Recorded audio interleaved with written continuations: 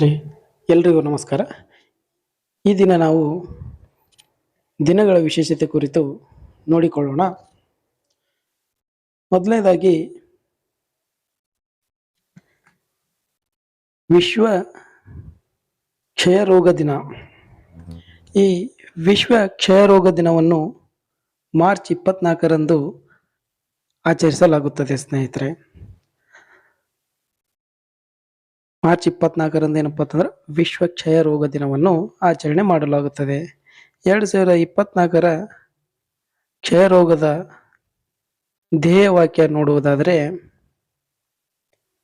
S we can end TB. 2024ರ ಕ್ಷಯ ರೋಗದ ಧ್ಯೇಯವಾಕ್ಯ ನೋಡುವುದಾದರೆ yes we can end TB. ಇದು 2024ರ ಧ್ಯೇಯವಾಕ್ಯ ಆಗಿರುತ್ತದೆ. ಅದೇ ರೀತಿ ಮೊದಲ ಬಾರಿಗೆ ಆಚರಣೆ ಯಾವಾಗ ಮಾಡಿದ ನೋಡುವುದಾದರೆ 1982 ಮಾರ್ಚ್ 24ರಂದು ಮೊದಲ ಬಾರಿಗೆ ವಿಶ್ವ ಕ್ಷಯ ರೋಗ ದಿನಾಚರಣೆಯನ್ನು ಏನ್ ಮಾಡಲಾಗಿದೆಪ್ಪ ಅಂತಂದ್ರ ಆಚರಣೆ ಮಾಡಲಾಗುತ್ತದೆ. ಈ ಕ್ಷಯ ರೋಗಕ್ಕೆ ಕಾರಣವಾದಂತ ಜೀವಿ ಯಾವುದೊಂದು ನೋಡುವುದಾದರೆ ಸ್ನೇಹಿತರೆ, ಮೈಕೋಬ್ಯಾಕ್ಟೀರಿಯಂ ಟ್ಯೂಬರ್ಕುಲೋಸಿಸ್.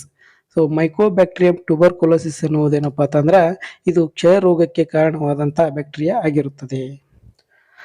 ಅದೇ ರೀತಿ ಮುಂದೆ ನೋಡೋಣ. ನೆಕ್ಸ್ಟ್, ವಿಶ್ವ ಗುಬ್ಬಚ್ಚಿ ದಿನ.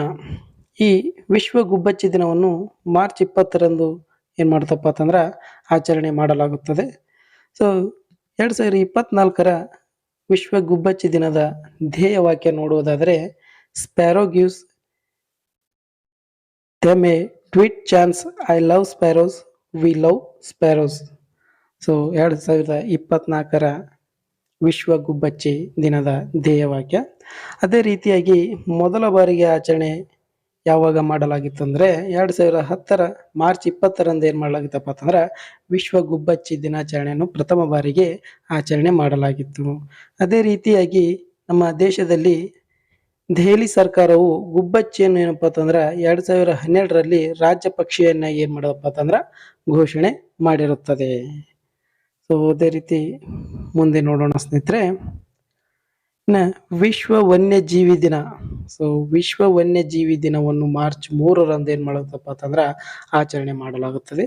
ಇಲ್ಲಿ 2024ರ ವಿಶ್ವ ವನ್ಯಜೀವಿ ದಿನಾಚರಣೆ ಧ್ಯೇಯವಾಕ್ಯ ನೋಡುವುದಾದರೆ connecting people and planet, exploring digital innovation in wildlife conservation. 2024ರ ವಿಶ್ವ ವನ್ಯಜೀವಿಯ ಧ್ಯೇಯವಾಕ್ಯವಾಗಿದೆ. ಹೀಗಾಗಿ 1976ರ 42ನೇ ತಿದ್ದುಪಡಿ ಅನ್ವಯ ಈ ವನ್ಯಜೀವಿ ಸಂರಕ್ಷಣಾ ವಿಷಯವನ್ನು ಏನಪ್ಪಾ ಅಂತಂದ್ರ ರಾಜ್ಯ ಪಟ್ಟಿಯಿಂದ ಸಮವರ್ತಿ ಪಟ್ಟಿಗೆ ಏನ್ ಮಾಡ್ಲಾಗ್ತಪ್ಪ ಅಂತಂದ್ರ ವರ್ಗಾಯಿಸಲಾಗಿದೆ. ಯಾವಾಗಪ್ಪ ಅಂತಂದ್ರ 1976ರಲ್ಲಿ. ಇದಿಷ್ಟೇನಪ್ಪಾ ಅಂತಂದ್ರ ಪ್ರಮುಖ ದಿನಗಳ ಕುರಿತಾಗಿ ನೋಡಿಕೊಂಡಿದ್ವಿ ಸ್ನೇಹಿತರೆ.